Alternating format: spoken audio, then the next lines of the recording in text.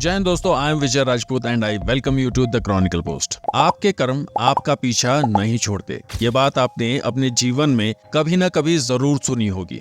दोस्तों, आईएमए मतलब Indian medical association ने पतंजलि पर आरोप लगाया था कि वे लोग मेडिकल गाइडलाइंस का पालन नहीं कर रहे हैं, जिसके लिए कोर्ट के आदेश पर बाबा रामदेव और पतंजलि ने 10 लाख खर्च करके देश के बड़े अखबारों में सार्वजनिक रूप से माफी भी मांग ली। लेकिन अब आईएमए इस केस में खुद फंस चुका है। सुप्रीम कोर्ट ने आईएमए को कहा कि अगर आप एक उंगली पतंजलि की तरफ उठा रहे हैं, ध्यान रहे बाकी की 4 उंगलियां आप ही की तरफ हैं। अब सुप्रीम कोर्ट में अगली पेशी आईएमए की होने वाली है। सुप्रीम कोर्ट का कहना है कि आप और आपके रजिस्टर्ड डॉक्टर्स अनएथिकल प्रैक्टिसेस कर रहे हैं। दोस्तों, अगर आप सोच रहे हैं कि आईएमए का केस उस पर उल्टा कैसे पड़ गया, मैं आपको बताता चलूं। जब पतंजलि पर केस की सुनवाई चल रही थी, तब सुप्रीम कोर्ट ने कह दिया था कि चीर कर रख देंगे। इसके बाद जनता में सुप्रीम कोर्ट को लेकर काफी आक्रोश था। सुप्रीम कोर्ट पर आरोप लग रहे थे कि सुप्रीम कोर्ट फार्मा लॉबी की कठपुतली बन गया है।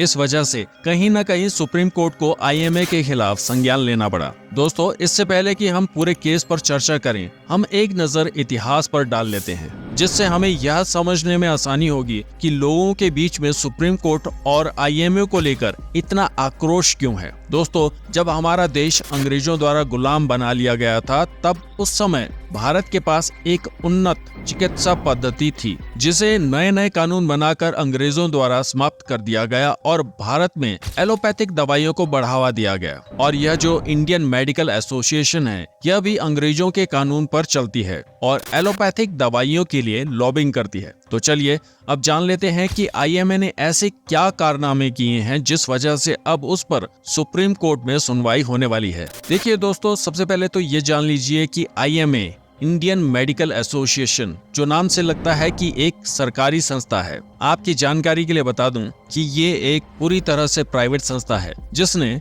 2008 में पेप्सी के साथ एक 3 साल का एंडोर्समेंट साइन किया था। मीडिया में आई खबरों की माने तो इस एंडोर्समेंट के लिए आईएमए ने 2.25 करोड़ रुपए पेप्सी से चार्ज किए थे, ताकि पेप्सी अपने ट्रॉपिकाना फ्रूट जूस पर आईएमए सर्टिफाइड लिख सके, जिसका कोई साइंटिफिक बेस नहीं था, क्योंकि ट्रॉपिकाना फ्रूट जूस में चीनी मिला हुआ होता है। तो फिर यह सेहत के लिए कैसे अच्छा हो सकता है। और इतना ही नहीं दोस्तों, जब कोविड का समय था, उस समय सभी लोग परेशान थे कि कोविड से कैसे बचा जाए। तो उस समय भी आईएमए ने क्रॉम्पटन ग्रीव्स के एक एलईडी बल्ब को एंडोर्स किया था। क्रॉम्पटन ग्रीव्स का कहना था कि यह एलईडी बल्ब लगाओ जिससे 85% जर्म्स मर जाएंगे। Approved by IMA. बिना कोई लैब टेस्ट और बिना कोई साइंटिफिक डाटा के आईएमए ने सर्टिफिकेशन दे डाला। दोस्तों, जब आईएमए की एंडोर्समेंट की बात चल रही है, तो हम डेटॉल को कैसे भूल सकते हैं। आपने एड्स में देखा होगा जिसमें कहा जाता है कि डेटॉल आईएमए द्वारा प्रमाणित। कोविड के समय में